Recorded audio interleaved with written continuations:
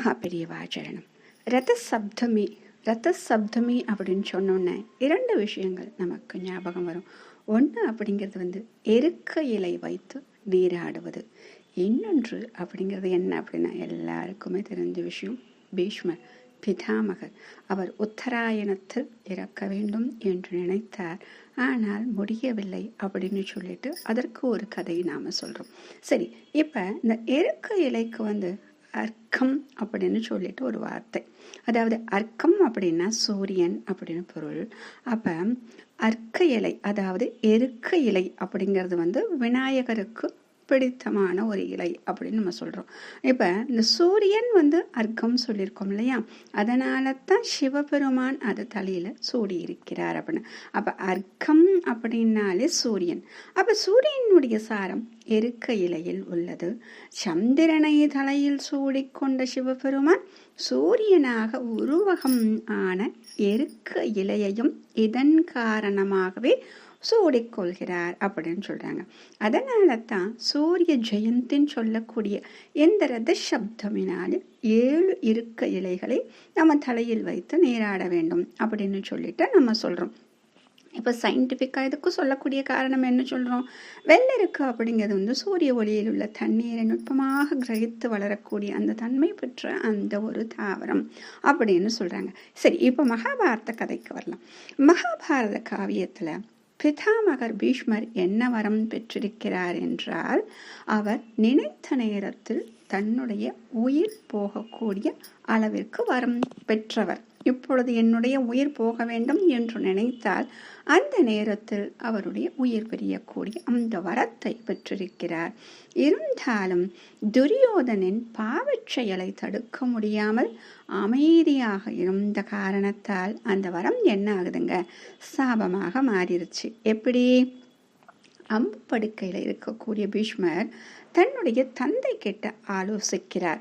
எதனால் அப்படின்னா, இப்போ உத்தராயணம் காலம் வந்துருச்சு, தன்னுடைய உயிர் பிரிய வேண்டும் அப்படின்னு நினைக்கிறாரு. ஆனால் அது நடக்கலை. இப்போ தன்னுடைய தந்தையிடம் ஆலோசிக்கிறார். அவரது உடலை எரிக்க சூரியனின் உதவியை கேட்க சொல்கிறார். அது முடியாதுங்களேப்பா அப்படின்னு சொல்லிட்டு, சாத்தியம் கிடையாது அப்படின்னு தெரிஞ்ச நிலையில சூரியனுடைய ஆற்றலை தனக்குள் முழுவதுமாக ஈர்க்கும் சக்தி படைத்த எருக்கஞ்செடி இலையை கொண்டு அவரது உடலை தகிக்க வைக்கலாம் அப்படின்னு சொல்லிட்டு ஒரு வழிகாட்டப்படுதான். இப்ப என்ன சொன்னோம்? அந்த உத்தராயண காலம் வந்த பிறகும் அவர் தன்னுடைய உயிர் பிரியலாம் அப்படின்னு அவர் நினைச்சாலும் அந்த உயிர் பிரியலை. இப்ப வேதவியாசர் அப்ப பார்க்க வர்றாரு. அவர்கிட்ட நான் என்ன பாவம் செய்தேன், ஏன் என்னுடைய உயிர் இன்னும் போகவில்லைன்னு சொல்லிட்டு வியாசர்கிட்ட கேட்கிறாரு.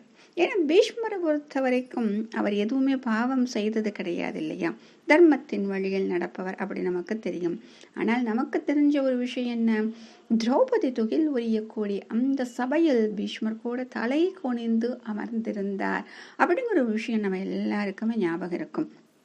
அப்ப வியாசர் சொல்றாராம், பீஷ்மா, ஒருவர் தன்னுடைய மனம் மொழி மெய்யால் தீமை புரியாவிட்டாலும் பிறர் செய்யும் தீமைகளை தடுக்காமல் இருப்பது கூட பாவம்தான்.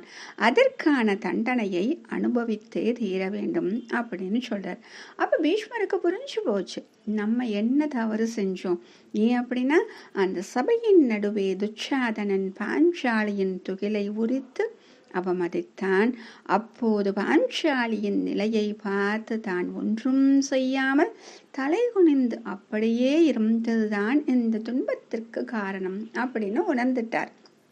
இப்ப தவறு உணர்ந்து விட்டேன் இல்லையா, அப்ப இந்த உணரப்பட்ட அந்த தவிர்க்கும் என்ன அர்த்தம்? கண்டிப்பாக அதற்கு ஒரு மன்னிப்பு உண்டு.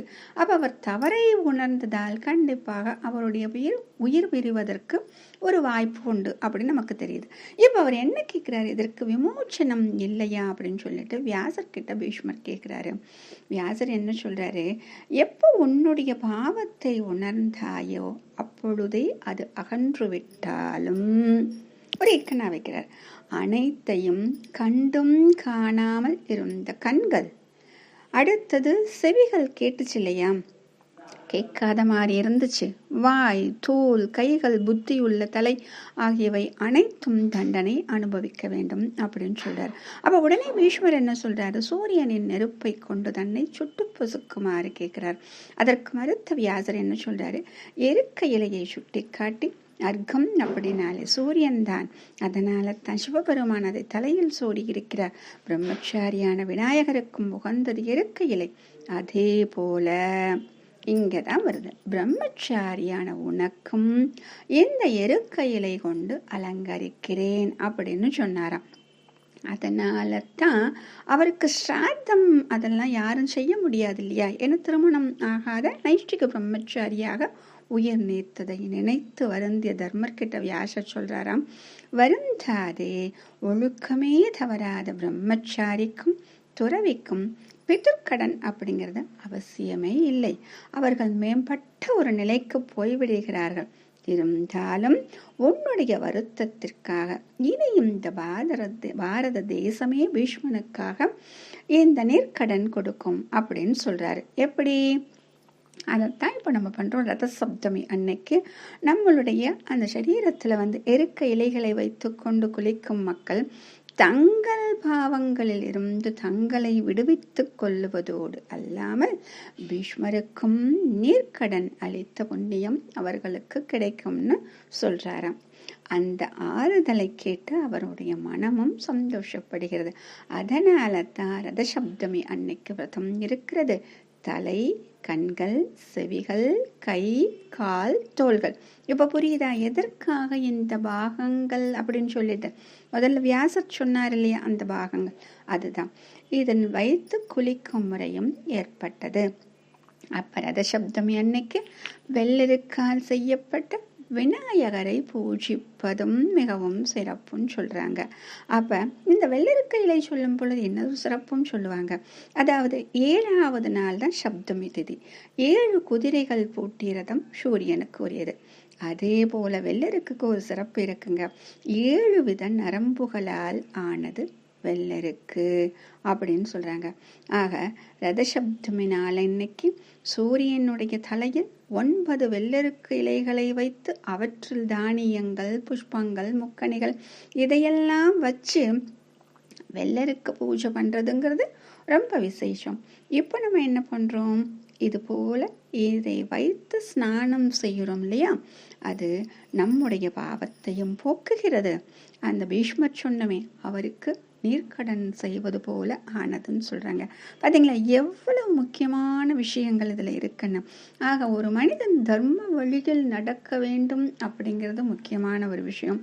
அதே சமயம் ஒரு தீமை நடக்கும் இடத்தில் நாம் இருந்து அதை கண்டும் காணாமல் கேட்டும் கேட்காதது போல் இருந்தாலும் அதற்கும் அந்த பாவக்கணக்கு நம்முடைய கணக்கில் சேரும் அப்படிங்கிற விஷயத்தையும் நாம் தெரிந்து கொள்ளலாம். மகாபெரியவா சரணம்.